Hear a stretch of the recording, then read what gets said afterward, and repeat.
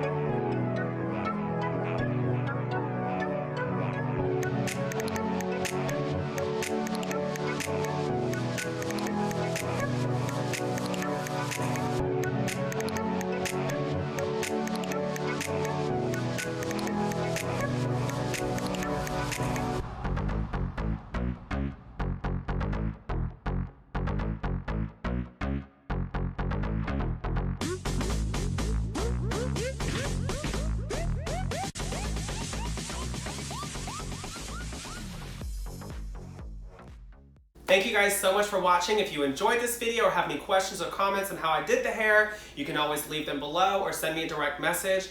I hope you guys enjoyed this, and I'll see you guys next week.